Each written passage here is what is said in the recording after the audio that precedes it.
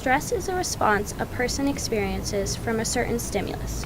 A common stressor in today's society is environmental conditions, and with more than half the world's population living in urban settings, stress is becoming increasingly common.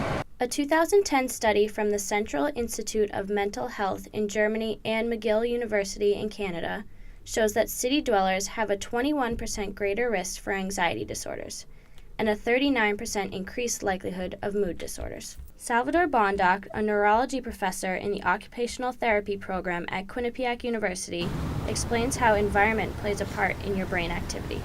You know, what's really fascinating with current imaging studies is that you can see how much environmental influences can impact how your brain activity works.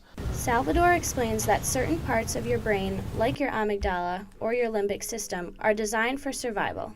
They also process our primal emotions, and individuals who have a stressful environment have larger responses, like fear. Environments can be predictable or unpredictable, right?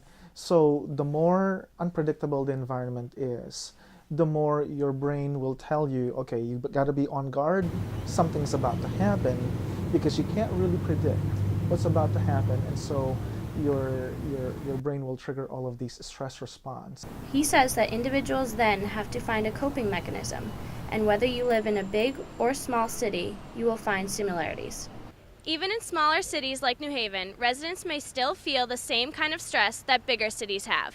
Larry Nadell, who used to live in New York City and now works in New Haven, says every city has ordinary stresses. Each city does have their differences, and he says that is because of the people. New Haven people want a different kind of life, and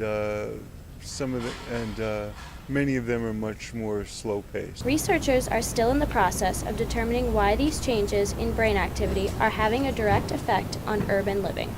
For now, city dwellers may look to balance their stress levels by doing what Larry does, working in an urban setting and living in a rural setting. For Q30, I'm Stephanie Alwart.